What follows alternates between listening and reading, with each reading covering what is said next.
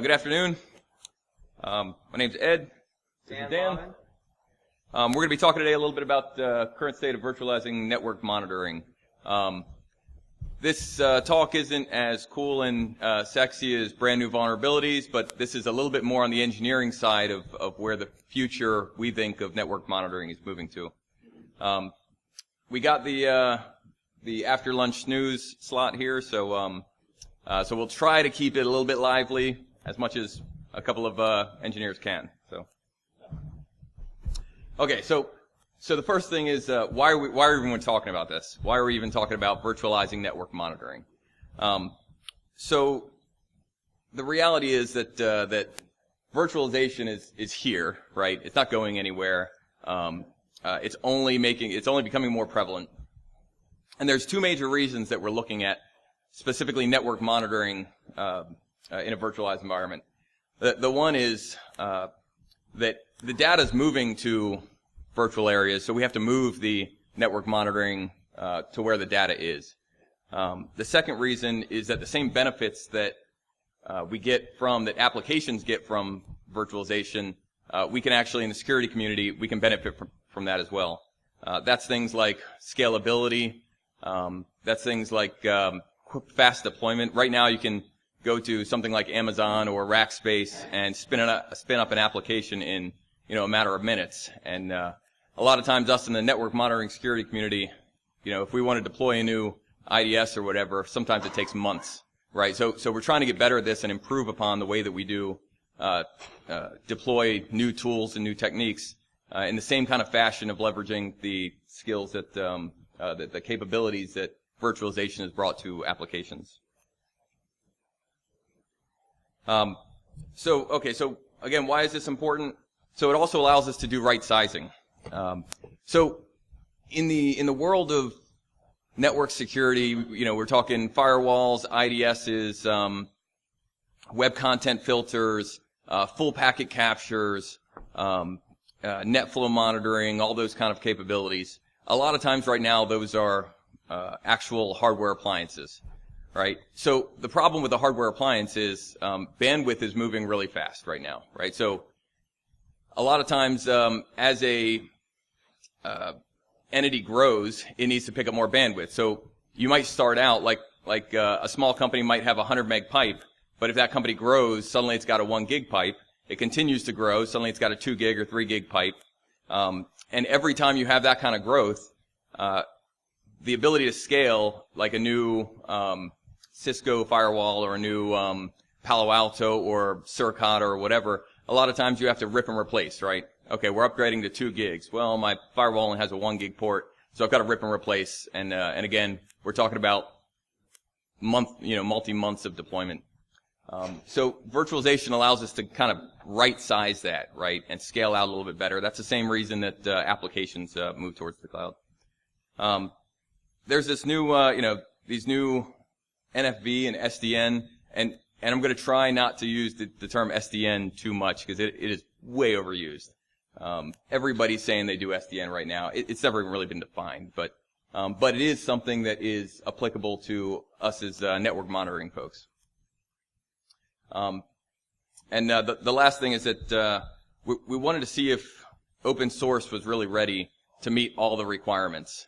So we took a look at a lot of things that Dan's going to talk about. We kind of hobbled together a ton of different open source tools into one big virtualized monitoring, and just to see what it can do. So with that, I'm going to turn it over to Dan real quick, and he's going to cover some of the awesome stuff that he's been working on. So we individually built 2 prototypes. The first one was we're going to build an all-in-one type solution. So we wanted something that did the IDS monitoring, all the packet flow that you would expect from an enterprise, correlate all the logs together, put them in a single central repository, have a way to query out the information, search, and so forth. So that was our first solution that we're going to talk about. The second solution is we wanted to build as big of an IDS slash bro box that we possibly could. So in this situation, we were more concerned with how much bandwidth can we actually process out of a single virtualized instance. And that's going to be the second project we're going to talk about. Both of these projects were between $3,000 to $4,000, which, depending on who you are, that may or may not be cheap. But we wanted to just show what was possible. All the software that we used was freely available online, so there's nothing in terms of licensing costs. So we all our money was in hardware costs alone. The first solution, this is what it looks like. It's very portable. I'd say it's a little bit bigger than a six-pack of beer. I even put a picture of a beer in there just so you get an idea how large it is. It's not very large. It probably weighs about 20 pounds or so, and can be used as a portable type solution. The specs for it is an 8-core Xeon D. If anyone's familiar, Xeon Ds are relatively new. They're very low powered, Intel chips. The one we went with is about 45 watts.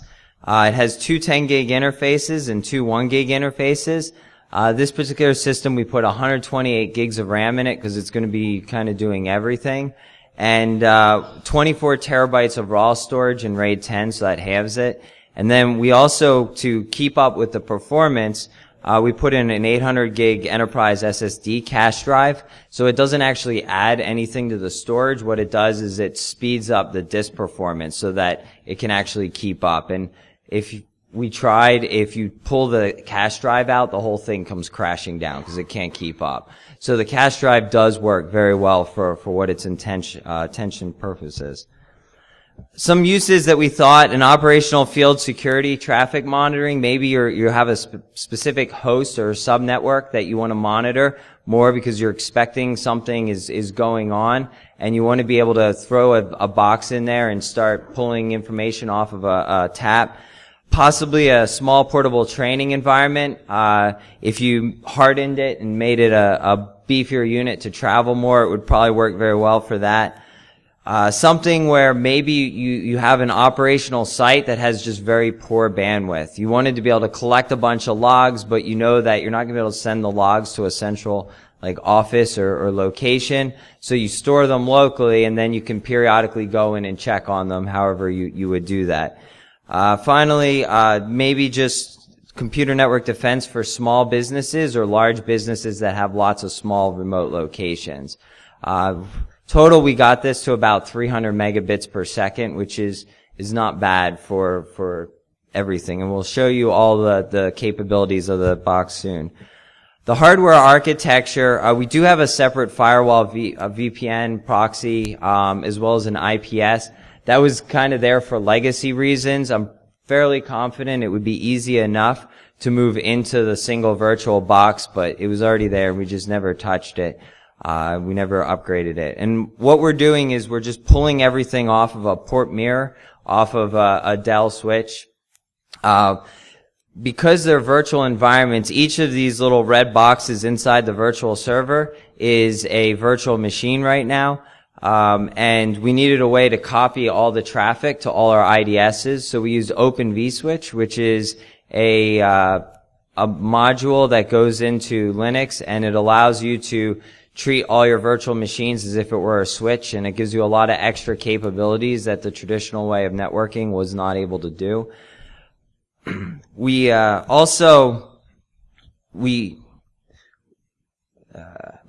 a bunch of extra systems in here, so we do have performance monitoring. We have single sign-on for managing accounts. We also added Puppet and Foreman for doing patch management, configuration management, and a bunch of other things. So there's a lot of extra configurations in here just for managing this single box. The more interesting part of it is what our logging architecture looks like. So what we did was we have a bunch of different log gathering tools, and we're collecting from a whole bunch of different sources. In particular, if you're not familiar, there's a tool called PacketBeat, which is made by Elastic Company. It's free. It's actually pretty neat. It does NetFlow monitoring into Elasticsearch. Suricata is an open source IDS. Bro is monitoring and recording information about all the network packets and contextualizing those. Our syslog, we're collecting from all the Linux systems in there. WinLogBeat we added for if you need Windows. So we have a couple of Windows boxes that we're collecting information from. pfSense and Snort we're also collecting information from. So what's being dropped, what's not, and allows us to contextualize a lot of that. And finally, we have a tool called Moloch, which I'll talk about in a bit. It's a full packet capture device. What it does is it indexes all the information into Elasticsearch and then saves the raw PCAPs so you can pull them out. So you can say, hey, I want to see what HTTP request this is, and I want to see the full packets. It's actually a pretty cool tool for being free. It's made by AOL. I highly recommend people check it out. They still exist. They make a free open source tool that is actually pretty awesome. I think they're doing a special right now. You can get 100,000 free hours. So originally, if anyone's ever set up Elasticsearch, the general recommendation was to pump it into all the logs first into Redis, which is a in-memory buffer. I skipped that first because I thought I wasn't that big enough, and I actually did find it was pretty important even for this little single cluster instance. So Redis collects logs, stores them in memory until Logstash can actually handle them. One of the big surprises I had was Logstash was actually the biggest resource hog on this entire system. And Logstash, sort of segueing into it, that is what enriches the logs. So it adds things like GeoIP information, of all the IPs it sees. It also takes anything that isn't JSON and turns it into JSON. And you can add all sorts of information. You can send messages to Slack based on certain events, which I'll show, which is pretty cool. And all sorts of other stuff. It's a pretty open-ended, programming type language, and works pretty well. Finally, Elasticsearch is kind of the where everything is stored. That's sitting on a single VM. It's, given 32 gigs of resources. It is, pretty big. And then Kibana is the tool that you use to view information out of it. This is a picture of our Slack. So one of the cool things about using Slack for doing like messages and stuff is you can check it on your phone and stuff like that. So this is what it looks like. I get Slack messages when people log in and Slack messages when people connect and all sorts of stuff. So Logstash is what's actually doing that. So in this process, we were able to do about 300 megs, which was what my final goal was. We could probably go a little bit more. We were doing about 4,000 events per second, just from all the different log sources coming in. During that time, the system was using around 90 to 126 watts of power, which is not too much if you're worried about power and efficiency. The three most taxing services were Logstash, Moloch, Capture, and Suricata were the three big ones. This is a picture that we thought was funny because right now this is sitting on my home network, and I kind of creeped my wife out when I was showing her that I was recording everything she was doing. But this is a picture of them making fun of me. So. Okay, so yes, I don't think Dan made it really clear. That's literally everything he showed you is what's running his home network right now. It's and again, the point of this wasn't. I know it's like, well, it can do 300 megs, but the point of this really was to say how cheap of a box can we get and put like massive amounts of open source capabilities into one box.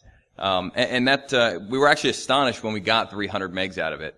That was incredible for a box that was $4,000 pieced together on Amazon. So.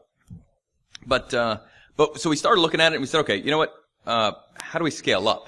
If we're dealing with, the customers that we work with deal in the 10s and 20s and 40 gigabits per second, how do we actually bring this kind of capability to them? So the first thing I want to bring up real quick is, that the new world, when we talk about virtualization, containerization, SDN, that kind of stuff, in the security context, what we're really talking about as network monitoring folks is that we're not dealing with pipes anymore. We're dealing with individual flows. And once you, once I kind of understood that, things really started to emerge about how powerful, virtualizing could be. So, as an example, a lot of times we think of perimeter defense, we think of a single cable coming in, and we chop that cable, we put a bunch of boxes in between on each side of that, and we start monitoring it. But really that's not the way security works, right? There might be 10,000 clients behind, and each one of those clients making a connection out is a flow, right? So if a client's making a connection out HTTP, there's specific boxes that we want to send it to, but if it's making a connection HTTPS, then there might be other boxes we want to send it to that's not that. So that's some of the stuff we want to think about, that we want to talk about, is that we're not talking about big pipes anymore. We have to look at it as individual flows, and we get a lot of power out of that. So I'm not going to dwell on this too much. Basically, a lot of things are getting consolidated right now. The movement towards virtualizing and data centerizing and all this stuff is to consolidate it. Budgets, at least in our customers, we mostly work in the federal space. Our customers, the budgets are getting compressed really terribly. There's all this brand new open source software in order to do this type of thing, because the application side of the market, the services side, is demanding it. So there's a whole lot of new tools out there like OPNFV, Open vSwitch, DPDK, FIDO, those kind of things that are now emerging, that live up to allow us to, as security professionals, to do some really interesting stuff. So I'm going to skip over some of this stuff pretty quick. Basically, we were going to talk a little bit about multi-tenancy and why we kind of focused on that. The background of this is some of the projects that we worked on were focused around, for our customers, were focused around consolidating network monitoring. So think of it as having one. If you've got a bank with 50 branches, instead of putting an IDS at each one of those branches, we put a big IDS and then route all of the branches through a regional security stack, if you will. So there's a lot of background on how that works. Some of the requirements that we had were in the projects that we work on is that let's say the bank has two different regions. Those regions should be able to go in and not affect each other's policies, which can be a hard thing to do in virtualization. So if you've got multiple firewalls, or I'm sorry, multiple IDSs, snort boxes, let's say, living on one physical server, if I go in and put a bad rule on my snort box that just bogs it down and eats all the resources, it's going to affect everybody else. So those are some of the challenges and problems that we're trying to solve. There's a higher headquarters example of multi-tenancy. That's where you've got two different sides and then one hierarchy that provides blanket policies. Again, I'm not going to dwell on this too much. Okay. All right, so when we were looking at this, when we wanted to talk about scaling it out and getting into big bandwidths, we wanted to look at bare metal versus containers versus VMs. I know in the security world, containers and Docker is generally a dirty word, but we're looking at how to kind of leverage it to our advantage in the hopes that in the future it's going to get more and more and more secure. And for network security monitoring, generally the tools, you're not going to compromise a snort box by sending traffic through it, right? You would attack it from the side. So we're not overly worried about containers. Anyway, so virtual machines, you've got bare metal, kernel, hypervisor, then another virtual hardware, bare metal, then another kernel, then you've got libraries, then you've got your app. Your app in this case would be something like Suricata, Snort, Elasticsearch, all the stuff that Dan was just saying. The problem with this is that network monitoring, we're doing packet processing.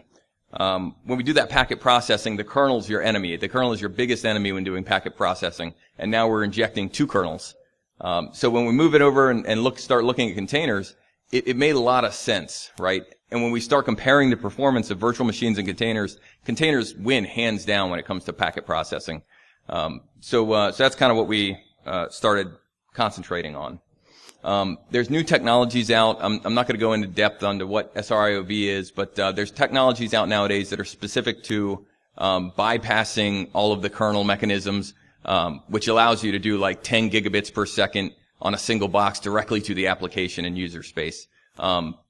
So SRIOV is one of those things. We specifically used SRIOV because it allowed us to pull in many VLANs and then parse those VLANs out to individual applications, and it actually uses the chips in the network card, the firmware, in order to parse the VLANs and send it to applications. So we were able to get really, really high-speed throughputs when using things like SRIOV. That's literally what it's made for. Okay, for this proof of concept, we use this for the high-speed one, the quote high-speed one. We used a similar setup to what Dan had bought for his house. Another Xeon D 1541. Those processors are awesome. And total cost was about $2,300. I'm gonna skip this stuff because the time is going. And long story short, the Intel X710 and XL710 cards are the only cards out on the market right now that allow you to do 10 or 40 gigs while in promiscuous mode. So just keep that in mind. If you want to do virtualize with promiscuous mode with SRIOV, you can't do it without this card. We ended up making a Bro container and a Suricata container. The slides will be available. You can we put that stuff up on GitHub. It's really easy to download. It's a couple commands, and you've got a Suricata box up and running with Hyperscan. Okay, so the results. What do we end up doing? So we took that single box that we just showed you, and we stuck as many containers as we could. We spun up a bunch of Suricata boxes at the same time. We did 1 container, 2 containers, 5 containers, 10 containers, and the Suricata had 13,000 signatures, and we were pushing roughly 4 gigs through it on this little $2,300 box across 10 VLANs. So we were trying to look at the multi-tenancy, and we wanted to see, does spinning up more containers actually affect the packet loss or the amount of throughput? And what we came back with, after certain tuning that you could do, it doesn't really affect it. So if you do this right, you can actually spin up 10 or more containers, and it's not going to affect your throughput at all. So the stuff that Dan was doing, we can actually switch over and then start scaling out horizontally is our goal. Again, SDN is a rotten term, but with SDN you can do some really powerful stuff, and that's really what the future looks like that we want to bring up. So as an example, with your HTTP traffic, let's say the network monitoring that Dan was showing a minute ago, if you bring traffic in, if it's HTTP traffic, then there's certain boxes you want to send it through. But if it's something like trusted services, if there's such a thing as that, then you might only want it to hit certain boxes. If it's DNS, you only want it to go to DNS analyzer. If you know that it's like type 1 encrypted traffic, why are you putting it through your Bro or your IDS or your IPS? It's fully encrypted. You're just wasting your processing power. So you can do things when you're dealing with individual flows. You can send some flows in some directions and other flows in other directions, all with the same individual hardware. And that's really what we're looking at as far as the future goes. So an example of that might be if it's traffic going to an internal server, you still want to send it to Bro, but it'll be a stripped down version of Bro that doesn't use a whole lot of policies. It's only got specific policies that you want. But if the traffic is, say, has a source or a destination of Russia or North Korea, you're going to want to send it to a different Bro. If you look at it as one pipe and send all your traffic to one Bro, you can't get that kind of granularity. But with things like NFV and V switches, you can switch your traffic around internally based on any of the end tuple. So based on the source, the destination, the port, the protocol, all these different metrics can define how your traffic passes all within this virtual context. Again, like things like if you've got a ton of traffic going to Google or Netflix or whatever, and you don't want the Netflix traffic bogging down your IDS, then you can kind of switch it around. Okay, so where we're going with this, we're going to combine these two things together and start scaling out horizontally. We're still kind of learning the engineering challenges of virtualizing a lot of this network monitoring stuff, but we think we've got a lot of those problems licked now between the two proof of concepts that we did. So we're going to take what Dan's done on his home network, and we're work together and basically Dockerize all of it. Now that we see the performance benefits we get from Docker, we've got to look and see what services can be made stateless. Once you can make them stateless, you can basically click a button, spin up 20 of them at once, and they work right on the fly. Or you can start scaling out the hardware, have 20 individual boxes, and spin up a circuit on every one, and tear it down and have your, what's the term when you move VMs around, vMotion type of stuff. And then our real goal is to get this thing going 20 gigs a second. So, that's pretty much all we got. Are we on time? Okay. All right. I don't, there's not actually any time for questions, are there? So we'll be around, out back if there's any questions or anything, or if you want more,